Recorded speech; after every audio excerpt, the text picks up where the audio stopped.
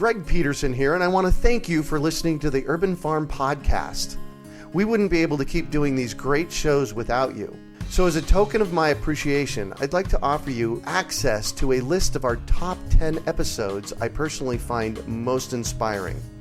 If you enjoy the Urban Farm Podcast but don't have time to listen to every one, then you will love this list. Although all our guests have great information to offer, if you are short on time, these 10 are must-listens. To get access to the top 10 most inspiring podcast episodes, text FARMER to 44222. That's FARMER to 44222. And enjoy listening. You're listening to the Urban Farm Podcast, your partner in the Grow Your Own Food revolution. Whether you've just been introduced to urban farming or you're a lifelong advocate, we're sure you'll leave feeling more informed, equipped, and empowered to dig deeper into the soil of your local food economy. With you every step of the way, here's your host, Greg Peterson. Today on the Urban Farm Podcast, we have Kate Miller of Dynamic Roots High Altitude Herbals to talk about her experience with bioregional herbal medicine. Kate is a bioregional community herbalist, medicinal herb grower, and permaculture design teacher. She is both formally trained and self-taught in the field of permaculture design, focusing on dryland vegetable and herb farming, herbal medicine, mountain ecology, and ethical wildcrafting practices. She is a certified herbalist from Colorado School of Clinical Herbalism in Boulder and holds a BA in Environmental Studies from the University of Colorado in Boulder. Kate became interested in herbal medicine through years of dealing with chronic illness, including Lyme disease, food allergies, and autoimmune issues. Together with her partners Don Vrabel and Stephanie Sison, she runs the bioregional and biodynamic focused herbal company Dynamic Roots High Altitude Herbals. Based in Carbondale and Nederland, Colorado, Dynamic Roots cultivates vibrant herbal remedies that support the body's seasonal rhythms. Welcome to the show today, Kate. Hey, Greg. Thanks for having me. Absolutely. So, hey, I shared a bit about you. Can you fill in the blanks for us and share more about the path you took to get where you're at now? Sure. Yeah, there's a lot there. So I was raised primarily in rural Idaho, somewhat in Sun Valley, which is a little ski town, beautiful place. And I was lucky enough to be raised by really eco-conscious parents who were super passionate about ecological education and literacy and activism, and were really active in the community there. And I basically was just informed by my childhood and, getting home from school, throwing down my backpack, running outside, building forts in the woods, skipping rocks up the river, eating all the snap peas and strawberries out of the garden before my mom could harvest them. Nice. And was very much lucky to have parents who instilled a love of nature in my heart from a very young age. So that was very crucial. And my mom really was the main reason I started gardening. She was really influential in the community there and started a community garden project, which is now the Sawtooth Botanical Garden. And they were really instrumental in kind of bringing awareness around community-supported agriculture, high-altitude gardening, seed saving, and frequently partnered with people like Bill McDorman. And we're really, really lucky to have a community of very aware people there who were constantly driving that issue. And I started gardening and growing the majority of my vegetables and a lot of herbs at around 22. And even more after I took my first permaculture design course at the Occidental Arts and Ecology Center in Sonoma County, California, which is a very beautiful place. Oh, yes. And very well-known, old, established permaculture and intentional community. So it was there that I met a herbalist who was their primary herb and veggie grower. And at that time, I'd already been dealing with a lot of health issues, such as Lyme disease, although I didn't know it at the time that I had Lyme yet. Mm-hmm. And basically was just struggling. And even through my first PDC, I had to take breaks during that intensive 2-week PDC and just kind of go out into their garden and kind of ask myself, again, what am I doing here? And the answer kind of just kept coming to me and through asking questions with this herbalist and gardener there, I left feeling very much like I'd found my calling in a big, big way, which was an incredible feeling at 22, fresh out of college. Nice. Feeling very much like, I'd been doing all this environmental work. I'd already, even at that young age, was kind of on the edge of burnout, Yeah. Having studied environmental policy, I was depressed. I left college really depressed and was sort of like, now what do I do? Right. And on top of that, didn't feel that great physically. So finding herbs on that trip was just an incredible gift. So I went on to study and become a certified community herbalist here in Boulder. We have a great school, the Colorado School of Clinical Herbalism. Mm-hmm. And there it became very apparent to me that I really wanted to focus more on growing herbs, and I wanted to focus on becoming a clinical herbalist, where I was, as a clinical herbalist, I would be seeing clients every day. I wouldn't be in my garden as much. Right. So I really shifted gears, and during that time, it was also becoming very clear that herbal medicine was a trending and hot topic. Oh, yeah. And everybody wanted to learn more about herbs, and the herbal industry itself was kind of lacking that foundational support in making sure that we have a sustainable industry first with high quality standards. So it wasn't just this hot commodity that became wrapped up in the picture of short-term profit, which we see happening. I mean, it's risky to buy herbs on the open market for that reason. Right. So I really felt like that's where I wanted to focus. And then I found Dynamic Roots during my practicum, which is sort of like an apprenticeship during my herbal program. And I met Stephanie Sison, who is a wonderful, wonderful herbalist and permaculture teacher as well. She works over at Crimpy a lot of the time with Jerome Ostentowski, so she has a ton of wisdom through her experience with that. And she and another woman, Dawn Rabel, who comes from years of lab experience, I met them and we kind of all immediately fell in love with each other. We had a lot of different skills we were each bringing to the table. And they'd only been around for about a year and then brought me on to work for them in 2014. And then in 2015, I became partner. And Nice. we've just kind of been going ever since. Yeah. Nice. So in your sharing, you said several things that I kind of want you to define a little bit more for me. And any of my permaculture designers out there, I always ask, define permaculture. Good one. So I see permaculture, much like many have probably answered this question in different ways. Permaculture for me is all about how we are interacting with the earth and what steps we're taking in our everyday lives to design a system of resiliency. And resiliency is essentially making sure that the systems that we're implementing are going to be stronger as time goes on rather than weaker. So currently we're living in a society where we're seeing the weakening of these systems. We're seeing the collapse of systems. In a resilient system, we're seeing that they become stronger and they become more capable of lending to life and healthy life, all life, human, animal, plant, etc. So Beautiful. that's what permaculture is to me. Nice. In your bio, you use the word wildcrafting. Tell us a little bit about that. So wildcrafting is essentially harvesting plants that you're not growing yourself.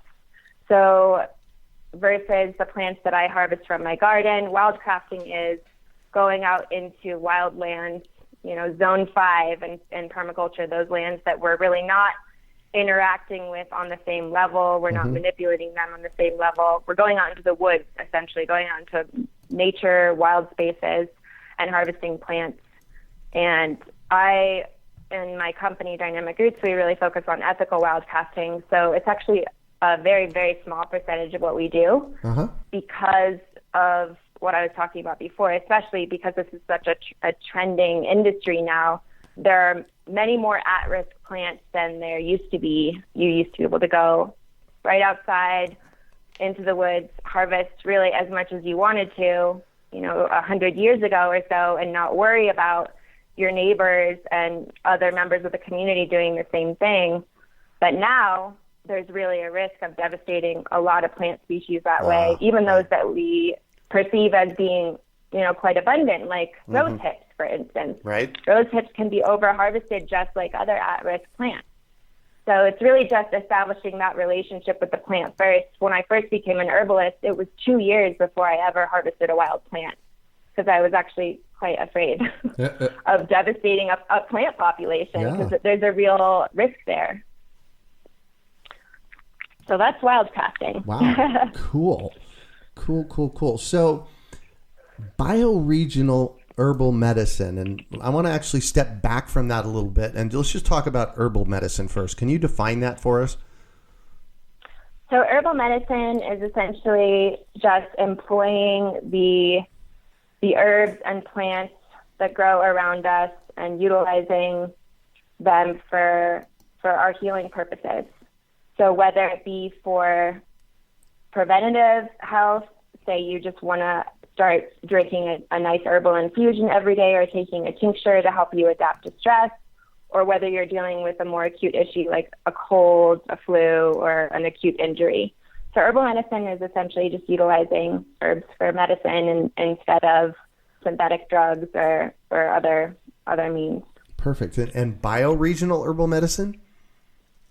So bioregionalism basically means just tapping into the resources of our geographic region before extending beyond those boundaries. So bioregional herbalism is inherently about utilizing whatever mix of native medicinals you have growing in the wild around you, proven exotics, and often quote-unquote invasive plants that are growing both in the wild and often in our garden. And especially, I would say largely, it's about cultivating herbs within our own bioregion by supporting your local herbal ecosystem and all the herbalists in your community that are doing the same thing. So that's bioregional herbalism. It's really focusing on local herbs, so much like the local food movement. It's the local herb movement. Far out. Right. So you said earlier that it is risky to purchase herbs on, and I don't know if you said on the open market, but you made some reference to that. Can you tell us a little bit about that? Yeah, so by the open market, I just mean if you don't know where exactly it's coming from. So if you're, say, on Amazon and you're not really getting all the information you need, like you don't know whether it's organic, whether it's been cultivated in a forest garden type environment, whether it's been cultivated on a farm that's using really great practices.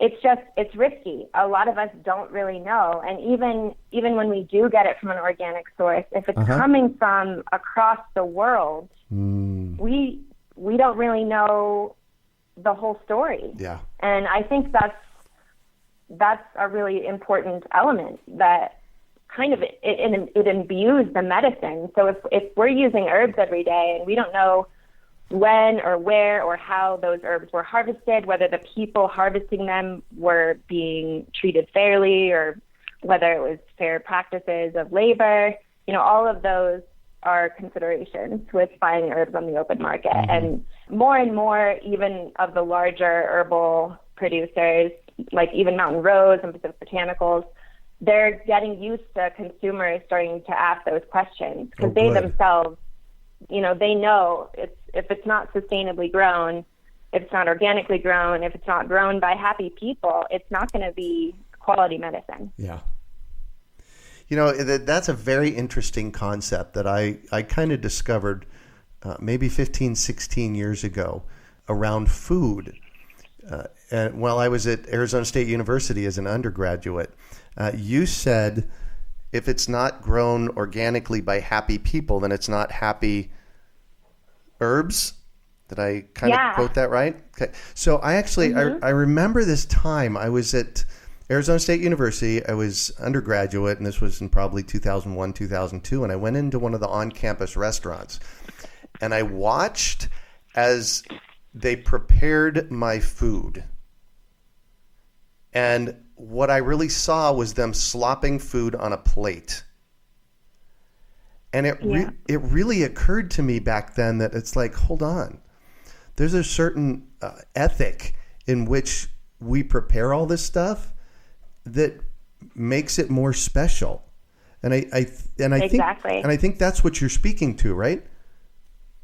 Yeah, it's why I don't make medicine, especially medicine that I'll be selling through the company. I don't make medicine when I'm in a bad mood, because all of that energy is going right into the medicine. Right. Even if it's, for a friend, that's not energy that I want to hand over to another person, regardless of whether that's something you believe on the energetic level. I think the sentiment is clear that if it's not produced in an environment of vitality and vibrancy and love, it's probably not going to give you any of those things when you put it in your body. Got it. Wow. So I hope that just planted some seeds for our listeners, because it was 15, 16 years ago when that first occurred to me. And it took me a few years to actually get it, but it makes a lot of sense for me now. Yeah. So let's jump in and talk about Dynamic Roots. This is your company that you started, Dynamic Roots High Altitude Herbals. How did you get started, and what do you do with it? So I started out basically just as an apprentice, and it became clear over about 6 months that we all just wanted a long-term relationship, a business relationship with each other, and we're really like sisters now. So it was back in 2015 that I became official partner and started working with Dynamic Roots. We had around 10 to 15 products, and we've quickly jumped in the last couple or 2 seasons to having over 40 seasonal and signature products that we produce and sell here in Colorado. And the main thing that Don and Steph were creating when I came on was this community-supported herbalism program. So a CSH program, you'll see CSH abbreviated quite frequently, as that's becoming very popular. And part of the reason is because it operates like a CSA, so it's providing the business some initial input and some initial capital to work with to provide their products to their members over the course of a season. So instead of getting a box of vegetables every week, we send out a box of herbal products every season. So all the seasonally appropriate remedies that you or your family would need, say before the cold and flu season comes around. So you get your elderberry syrup, you get all of these great remedies that are specific to that season.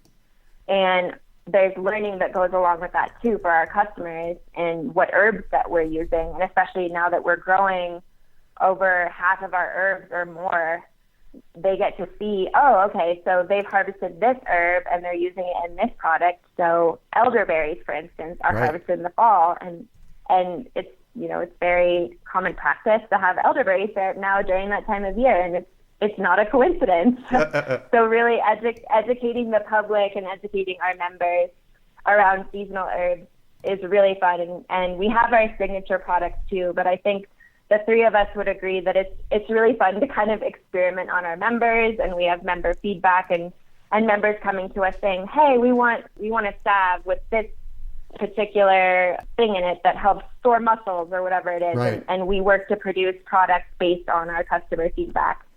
So we sell online and in about half a dozen stores and boutiques around Colorado right now. And we're just constantly learning more and more and refining our products. And this season will be big for us since we are going into our second season of having a 2-acre biodynamic herb farm over on the western slope of Colorado. So Carbondale, Colorado is close to Aspen. It's in that Roaring Fork Valley.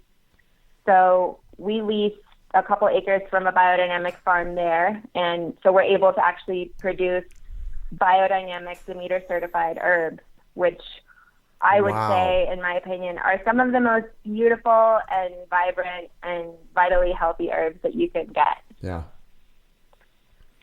Wow. So that's really fun. And so we expect to be growing more and more of our herbs, and we're working with other farmers all over Colorado. And young and old farmers, I think, are starting to find that this is just a really, in terms of profit and profitability for the farm, and yield for the farm, it's a really smart direction to move in. Even if you are growing other crops in rotation, growing herbs is just a great thing to do for all farmers.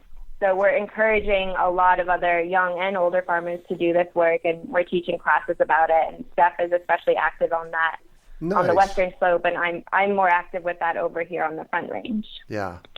Nice. So you are running a community-supported herbal box, and this is something you put out seasonally rather than like monthly, right? Yes.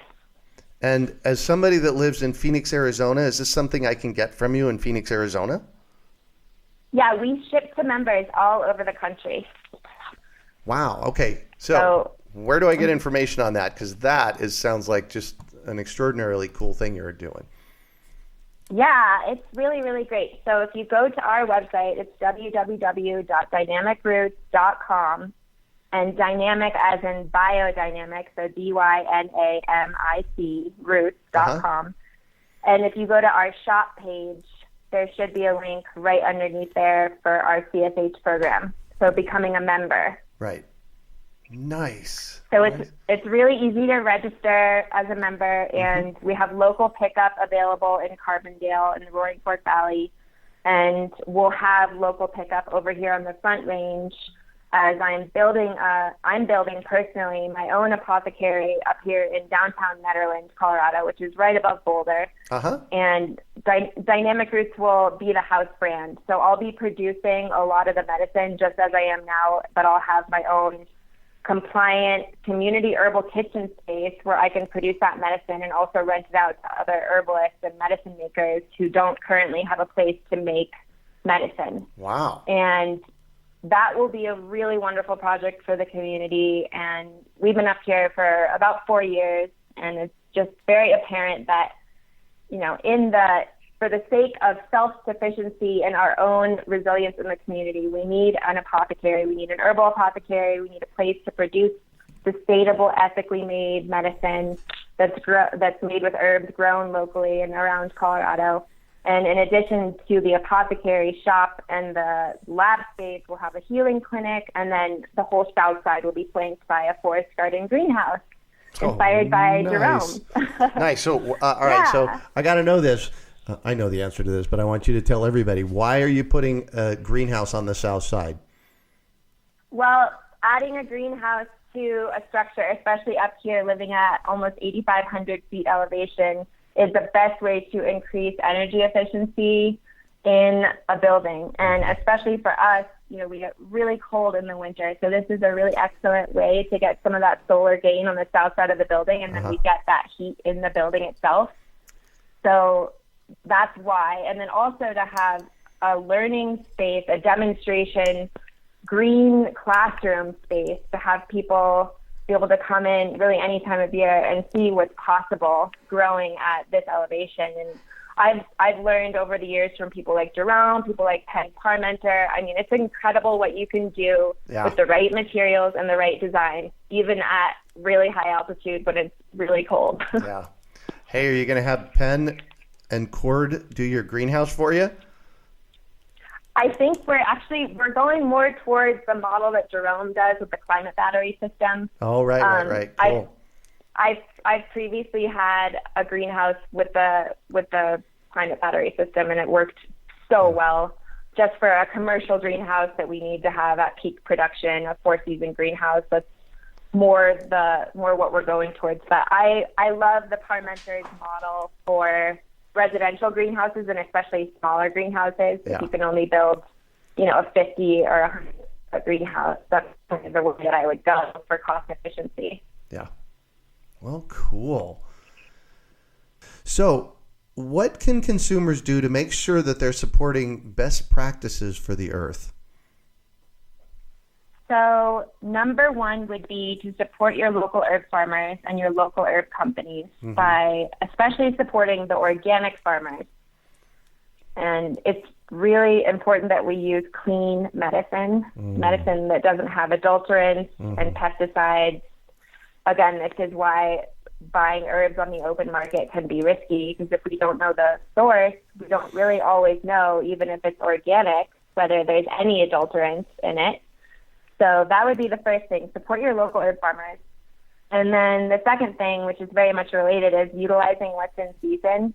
So when I get to a new city that I've never been to, I really like to take a walk around the city and see what is growing around there, and what foraging opportunities might there be, even in the city. Of course, only picking in areas where they don't spray, but that's kind of a cool way to start exploring herbs and seeing what's popping up at different times of year.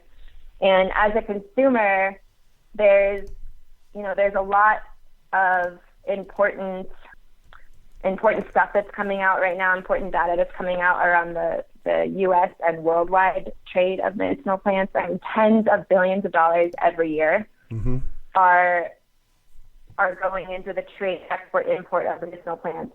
And that's just in the last decade and a half, and it's growing more and more. And now they're saying in 2017, the trade productions are more like $80 billion of worldwide trade of medicinal plants. And this is such a hot thing right now, and there are so many inconsistencies because we don't have a strong practice of medicinal cultivation in the States.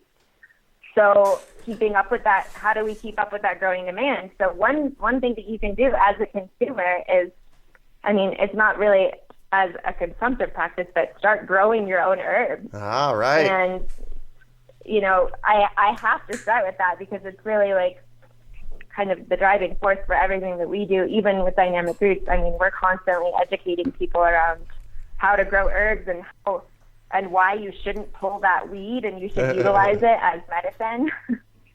Right. So we're not growing enough herbs in the U.S. right now to meet the demand, and it's more than 25% of the U.S. population is using herbal medicine now, and it's growing more and more. Wow. And probably likely less than 5% of the population is growing herbs at all.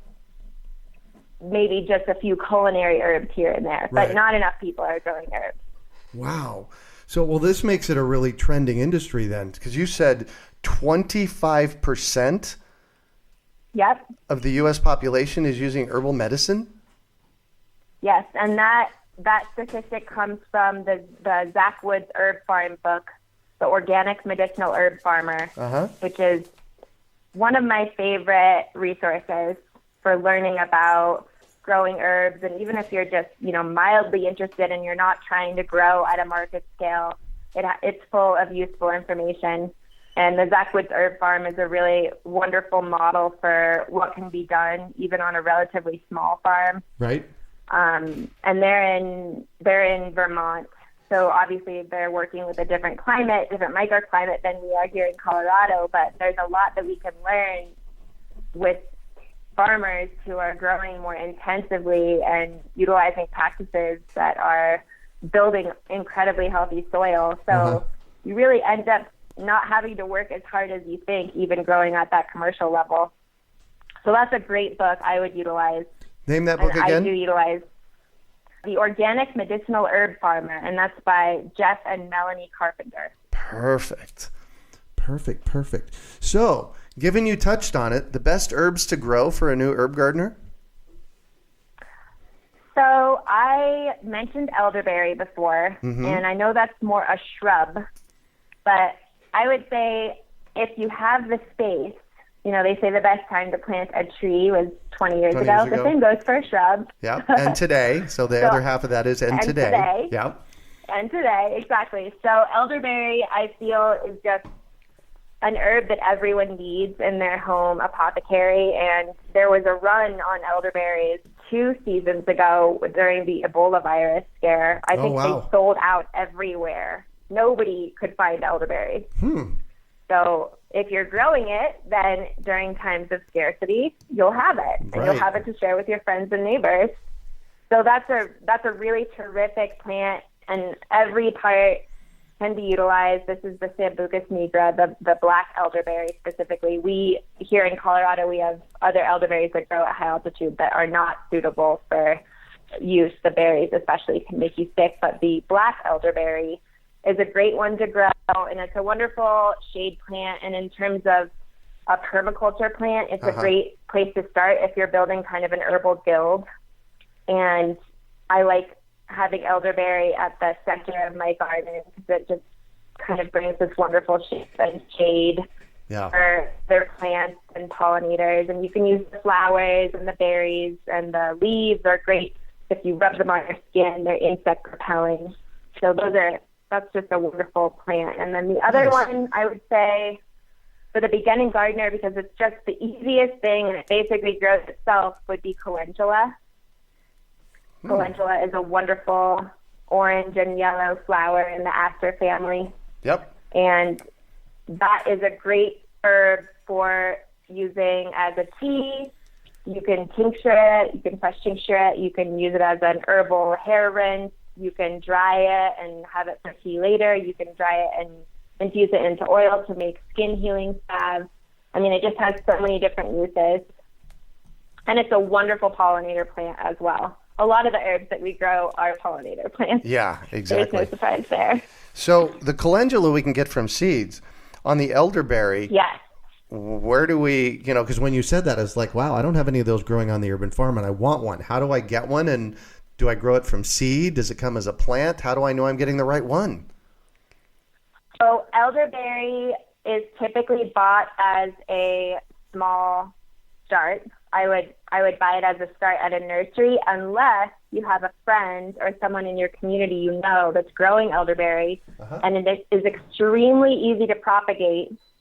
So in the spring, the best way to propagate elderberry, you wait until it's a little bit warm, but it hasn't quite budded out all the way for the new leaf growth, and you cut it right at the node, so where the smaller branches off. The smaller branches off from the main stem. And I usually cut about 6-inch pieces, and I just stick it in a glass of water, and usually I'll add a little bit of willow cuttings because willow produces a natural rooting hormone. Right. And that really helps it root out. And then there you go. You've got elderberry starts, and then once those have rooted out a couple inches, you just plant those. I'd probably plant them in a small container and keep them in the shade a little bit until they've leafed out a little bit, and then transplant them into a nice spot in the garden. Got it. All right, so that's an easy way to propagate it. Great. So given I'm in the middle of the desert down here, where do I find a start at? For elderberry? Yeah, I want one. I'm not sure. For down in Phoenix. All right. I would say when you find a start, just put it in maybe the shadier part of your garden. Yes. Because that might not do so great because you guys get really hot down there. It loves it here, but when we get to 100 degrees, it's tough.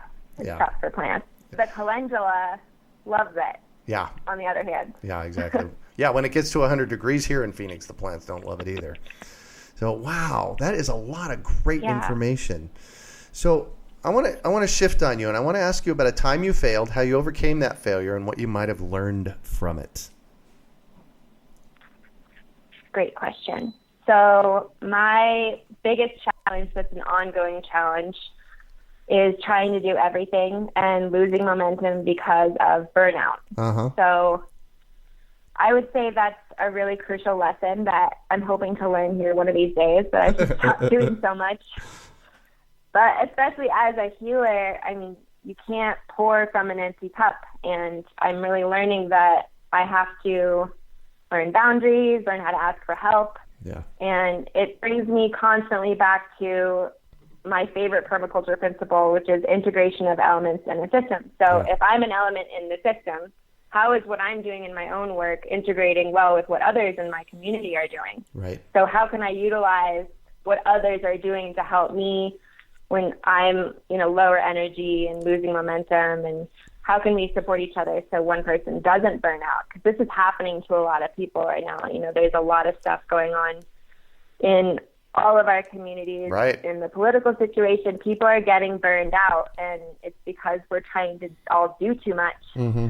So that's been a really big lesson for me. And I can't garden, I can't make this, and I can't teach. You can't do that when you're tired and burned out. Right. So I'm learning to not let myself get to that point. Nice. So what do you consider your biggest success? So my biggest success, I would say, just starting to grow the herbs and growing herbs as well as food and gaining traction as a small business owner. But more than that, I would say it comes from teaching other people how to grow medicine to heal themselves. I mean, that's the greatest reward, is when one of my students comes up to me and tells me about the herb that they grew, and then they made a tea and then they gave it to their family, or they feel better because of a certain thing that they learned about. And that's really inspiring to hear all the time. Nice. So what drives you? So what drives me? I am driven by the fact that the earth and all of us, all of the earth's creatures, we need a lot of healing right now. And getting to know healing plants, especially the healing plants in our home environments, in our native ecosystems, it gives us a personal sense of agency and really empowers us to regain our health without relying on an outside system, which is how our medical system was created. Yeah. So herbalism is truly preventative healthcare. It's much better at dealing with the ongoing chronic issues, I would say, than our current medical system. Our current medical system is great when it comes to high-stakes health issues like early detection and dealing with traumatic injuries. Like if I cut my finger off with my Hori knife in the garden, I have to go to the hospital. I can't just fix that with a Yarrow compress. Yeah. So we have a medical system that on the whole still seems very resistant to seeing medicinal plants and healthy food as the first point of intervention. Right. So that's really what's driving me, is bringing that as the first step. Yeah. And that we need to look around and see that this is how the rest of the world operates. And it's about time that we all, especially our country, catches up there. Yeah. So I'm all about education, and I have to know, is there a book that has been influential for you in this process in your life? So it's hard to choose just one. I already mentioned The Organic Medicinal Herb Farmer by Jeff and Melanie Carpenter. Yep. That's a really fantastic resource. And then I mentioned we grow biodynamically with Dynamic Roots, my company. And I would say for the beginning person, even if you're not familiar with biodynamic gardening by Monty Walden, that's the name of the book, is one of the best resources for learning both about gardening, just basic organic gardening methods, biodynamic methods, and herbs. It's like got all three things in one book. Oh, so nice. That's a really great resource. And I'm always constantly going back to Rodale's Ultimate Encyclopedia, to organic gardening. That's a great resource. Yeah, exactly. So those would be three that I really love. And then obviously I have tons of books specific to herbal medicine, but I'll start with those three for now. Perfect. You've used the word biodynamic multiple times in our talk, and I realize that some of our listeners out there might not know exactly what that is. So would you kind of explain that a little bit? Yeah. So biodynamics basically approaches farming and gardening as a holistic and ecological system. So an integrated system, much like Sean talked about on the previous podcast of yours. Everything is connected in the biodynamic system. And it's very much about spirit and what we're bringing in terms of consciousness to our earthly activities. How does it make us feel to be in the garden? Because it's really about creating a relationship. Right. We're not just subduing and controlling, we're actually interacting. So I joke it's also about worshiping soil and plants and fungi, because it's just you're building healthy soils and you're imbuing it with good energy in the way of, compost teas and the actual physical implements, but also the intention and energy that you're putting into it. So it's also very much related to the movement and cycling of planetary bodies, especially the moon. All right. So it really delves back into a lot of pagan and earth-based wisdom, but it's very also much related to what's going on in this day and age as well. So it's beautiful. I've been doing permaculture for decades now, studying permaculture for decades and implementing it. And I haven't done a lot with biodynamic farming and planting by the moon. And I recently have one of my friends here in Phoenix is going to come and harvest some things to propagate here at the Urban Farm. And he's specifically doing it on February 10th. Because that's the full moon. That's the full moon, exactly. I'm impressed Yeah. that you knew that was the full moon. How cool is that? But he said apparently for harvesting grapevines and propagating them, full moon's the best time. So there's more water moving through the plants during that time. Oh, of course. So That makes much perfect sense. Yeah, much like the tides. I mean, our bodies have tidal forces because of the moon. Mm-hmm. Plants have tidal forces, the soils. So it doesn't have to be necessarily getting into all like the spiritual aspect or what could be considered more new age. It's actually very real physical stuff that's going on inside of our bodies, inside of the plants relating to these planetary bodies. Wow. Yeah. Wow. How cool is that? Thanks for that. Yeah. So what one final piece of advice might you have for our listeners? I would just go back to saying, start by getting to know one plant and just start there. And I think that will empower you as it empowered me to continue forward. My first plant was oregano, and I just sat with oregano in the garden. I learned as much as it could teach me in that moment, and then over the years, it's taught me even more. So start by just sitting and getting to know one plant and see where that takes you. And be successful with that. Yep. Yeah, because it's what I've noticed about that is if you often as human beings we take on way too much and then we get overwhelmed and then we get discouraged and then we're setting ourselves up for failure. But if we pick one like oregano, be successful with that, then we're motivated to try another and be successful with that. So yeah. Beautiful. Well, thank you so much for joining us on the show and sharing your experience with us today, Kate. It has been a treat getting to chat with you. Thank you very much. It's been really great to be here. I've learned so much from your podcast too, so it just feels like such a privilege. Well, thanks. Then we're both doing great work in the world. Yeah. Perfect. So, how can our listeners get a hold of you? So you can find me at either of my websites. So the first would be dynamicroots.com, and you can reach me at kate@dynamicroots.com. And then you can also check out the upcoming apothecary that we're building here in Netherlands this year, and that's alpinebotanicals.com. Alpine as in the mountains, alpinebotanicals.com, and that's also my Instagram name. Nice. So you can find also Dynamic Roots is on Instagram, and we try to post on there a lot with different plant profiles and letting people know what's going on in our world. So yeah, Perfect. Keep up with us. Perfect. And I'm going to ask you a question here about your Herbal CSA. I want to know more about it for our listeners. So how often do you put out a box? So we ship out 4 boxes 4 times a year. So 1 box per season, spring, summer, winter, fall. And they typically include between 5 and 6 herbal remedies that are what you need for that season. Nice. And give me a ballpark on what that would cost somebody to get it shipped to them.